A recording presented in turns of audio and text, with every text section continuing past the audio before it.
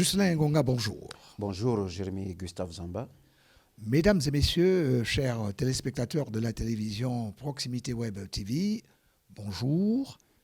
L'émission, c'est Calamité. Et la calamité d'aujourd'hui va traiter d'un sujet d'actualité. Il s'agit de l'ensevelissement de 7 personnes au quartier PK8 en périphérie de Libreville, la capitale gabonaise. Une situation qui a emmené le président de la République, Ali Bongo Ondimba, et son épouse, Sylvia Bongo Ondimba, se rendre sur place pour se rendre compte de visu de tout ce qui s'est passé et très certainement réconforter les populations. Alors, Jocelyn Ngonga, ce drame qui est intervenu n'est pas le premier du genre. Effectivement, Jérémy Gustave Zamba, ce n'est pas le premier du genre. On peut dire que depuis actuellement presque 3-4 années, lors des grandes saisons de pluie, plusieurs familles sont toujours endeuillées par ces problèmes de calamité naturelle. On peut dire que l'année passée, il y a eu au moins plus de 7 morts, toujours dans les mêmes conditions. C'était plutôt vers les PK8 et écoles publiques où un couple, un agent de la SGS, Société Gabonaise de Sécurité, son épouse était aussi mort par ensevelissement. Une maman et sa petite fille. Bref, la liste est longue. Donc c'est pour dire que le drame de cette année ne doit surprendre aucun observateur de la vie de ce genre de calamité naturelle à Libreville et à l'intérieur du pays. Voulez-vous nous dire, Jocelyn Ngonga, que jusqu'à aujourd'hui, on n'a pas pris la mesure de la chose, c'est-à-dire que ça n'a pas créé ce qu'on appelle des enseignements dans l'esprit de ceux qui peuvent être pointés du doigt? Peut-être officieusement non, mais officiellement, lorsque le chef de l'État, son Excellence Ali Bongo Ondimba et son épouse, et y compris certains membres du gouvernement, ont effectué pour le cas de PK8, c'était pour dire que c'était déjà un mort de trop et que sûrement le chef de l'État et son gouvernement avaient déjà pris conscience de ce problème qui, malheureusement, avant qu'aucune autorité ne se prononçait sur ce drame. Alors, l'on pointe du doigt la pluie, c'est très facile, hein? C'est vrai que c'est elle qui cause, dans le cas d'espèce, ce drame-là. Mais est-ce qu'il n'y a pas d'autres raisons qui peuvent être citées pour expliquer ce phénomène? Effectivement, il y a plusieurs raisons. Plusieurs raisons expliquent ce phénomène.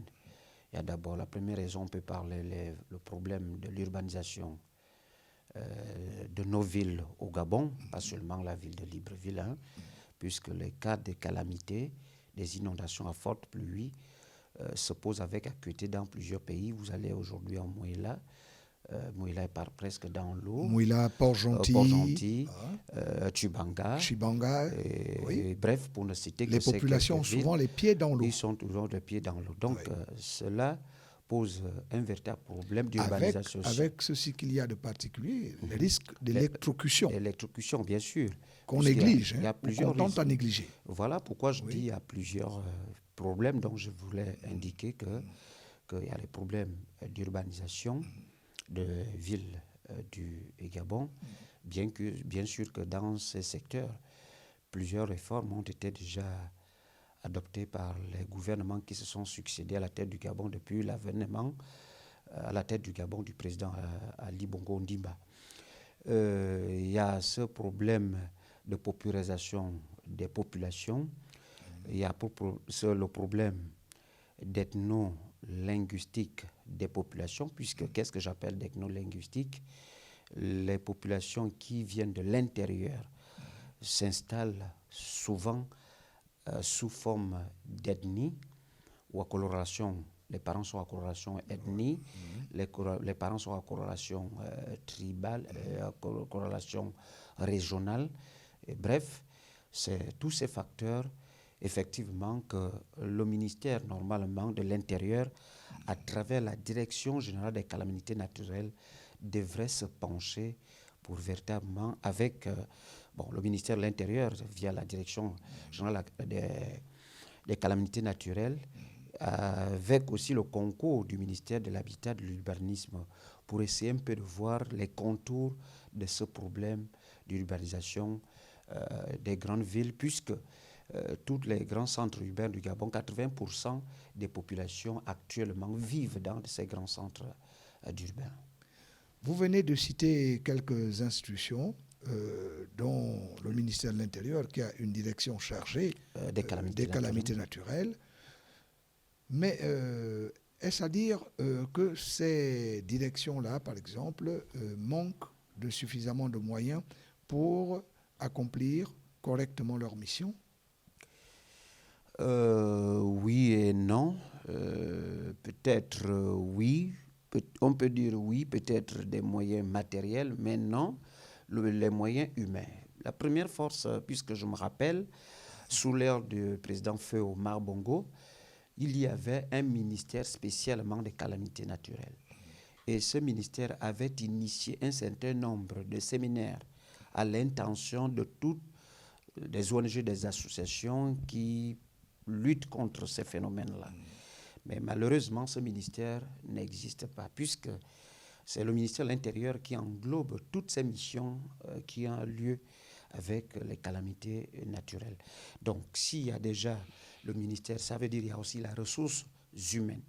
La moindre des choses aujourd'hui pour le gouvernement, soit c'est de renforcer cette ressource humaine, soit renforcer les ressources naturelles, ou encore plus, mettre une nouvelle politique en matière d'habitat. Donner des moyens, par exemple, aux directions générales, qui s'en occupent, ou à défaut, créer une institution autre pour faire en sorte que les choses aillent pour le mieux. Effectivement, non seulement, le mieux serait même à suggérer au président, au chef de l'État, Ali Bongo Ondimba, de ramener ce ministère, le ministère en charge des calamités naturelles. Vous savez, aujourd'hui, on parle déjà aussi de l'impact climatique, les changements climatiques. Donc, les fortes inondations aujourd'hui font partie de ces changements climatiques dans le monde entier. Donc, il serait utile et nécessaire véritablement qu'on mette en place un ministère en charge de ces calamités naturelles, de la protection, comme on parle de la protection de l'environnement, en matière de cette protection ou bien de ces missions de changement climatique, comme aujourd'hui. Vous voyez aujourd'hui que le monde entier parle de ces changements climatiques. Vous avez suivi récemment à Libreville, il y a eu la semaine africaine du climat. Il y a des conférences, la COP 27 en Égypte prochain. Donc, il y a de notoriété au chef de l'État de créer un ministère, pour ne pas dire une institution spécialisée dans ces phénomènes naturels. Ghislain Ngonga, là, nous avons suffisamment brodé autour de l'institutionnel, mais les populations elles-mêmes n'ont-elles pas un minimum de responsabilité dans ce qui leur arrive? Bien sûr, puisqu'on ne peut pas donner du tort aux institutions, il faut ici donner du tort à ces populations. Je me rappelle, il y a quelqu'un qui m'avait dit que l'ancien maire de Libreville, Feu Lubin Martial Toutoum, avait dit que nul ne pouvait rentrer dans la capitale gabonaise s'il ne se lave pas sur les eaux du Congo. Et moi, de renchérir en disant que Lubin Martial Toutoum était allé plus loin en disant qu'il y a des personnes qui n'étaient pas appelés à vivre en ville. En ville. Effectivement, c'est par rapport à un problème d'éducation de certains compatriotes. Malgré tout, il y a une petite conscience qui doit animer certaines populations. Il y a ce qu'on appelle des zones à risque. C'est-à-dire, tu ne peux pas prendre un beau matin pour dire que ça, c'est une montagne, je m'en vais rester sur une colline. Sachant très bien qu'au bout du temps, la terre acquise, là, tu vas rester sur une colline. tu n'as pas fait l'étude sur l'impact environnemental, Ouais. tu n'as pas fait l'étude sur la terre, tu n'as pas fait l'étude du milieu, la Oui. durabilité Oui. de ta maison. Aucune étude n'est faite. Donc, il faut s'attendre à ce Oui. genre de conséquences qui pourront surgir à cette population. Et donc, c'est pour vous demander si ces populations-là ne s'installent pas là, faute de moyens, par exemple. Non, on ne peut pas parler des moyens. Il faut seulement dire qu'il y a des insuffisances mentales. Parce que la sécurité de soi ne dépend pas des moyens. Lorsqu'on veut être en sécurité, ça nécessite une bonne dose de moralité individuelle et collective pour savoir que la zone dans laquelle, plutôt que je veux construire une maison, est une zone, on peut dire, accidentogène. Donc, c'est une zone qu'on ne doit pas habiter. Cela ne révèle pas des moyens, quoi que ce soit. Cela révèle seulement d'une conscience personnelle et d'une conscience collective, puisque dans un quartier, ils ne sont pas seuls, ils sont aussi ensemble qu'avec des autres. Vous croyez, vous, personnellement, que le fait d'être conscient suffit pour faire en sorte que les populations aillent se jeter dans des zones à risque? Je peux dire à ce niveau-là, j'attire l'attention à ce niveau-là, c'est déjà le rôle de l'autorité administrative. C'est déjà ça le rôle de l'État. À partir de cet instant, l'État, à partir de l'instant où il y a eu déjà 7 morts au PK8, l'État doit déjà prendre le taureau par les cornes. En faisant quoi? En mettant en place une politique de répression sur les populations qui habitent dans des zones à risque, de les déguerpir et au plus de leur trouver un relogement sur des sites qui sont viables et sécurisés. Et donc, vous comprenez bien que les torts, en quelque sorte, sont partagés. Mais bien sûr, les torts sont partagés sur l'inconscience ou la méconnaissance des populations ou aussi peut-être laisser aller sur l'autorité publique. Les populations, parce qu'il s'agit d'abord d'elles-mêmes, il s'agit de leur survie, il s'agit de leur équilibre vital. Les populations sont forcément les premières à devoir prendre soin de ce genre de situation, mais disons simplement qu'il faut également qu'un accompagnement leur soit donné, leur soit accordé, pour que ces populations puissent normalement, comme qui dirait, rêver. Bien sûr, puisque si l'État prend à bras le corps cette situation, c'est l'État, c'est déjà la mission régalienne de l'État de les reloger et de les mettre dans des sites plus sécurisés et les mettre dans les conditions de vie agréables. Mais il y a aussi une certaine mentalité au niveau des populations. Je me rappelle qu'en 2012 ou en 2013, je ne me souviens pas bien, le gouvernement d'antan avait pris des mesures de déguerpir les maisons, les habitations qui étaient en bord de Libreville, pour ne prendre que ce cas. Ça a fait un tollé pour les populations, ne sachant pas qu'on ne construit pas, par exemple, à 1 mètre de la rue, en cas d'accident, un véhicule peut directement traverser, rentrer chez toi. Donc, à partir de cet instant, il y a non seulement des campagnes de sensibilisation sur ces populations qu'il faut dire, il y a aussi l'État qui doit prendre, comme je le disais tantôt, des mesures de répression et de les accompagner pour qu'il y ait un équilibre de vie entre les deux parties. Une dernière question, Ghislain Ngonga, avant qu'on ne se sépare. Est-ce que, selon vous, la sensibilisation est bien faite ou suffisamment faite?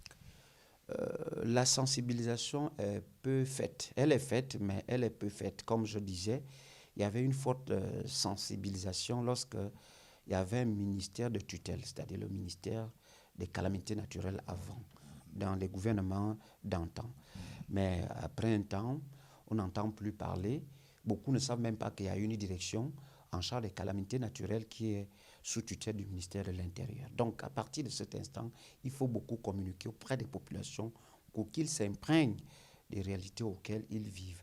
Non seulement cela, il y a aussi de ceux-là, en cette période de saison des pluies, qui sont toujours dans l'eau à chaque forte pluie du jour comme la nuit.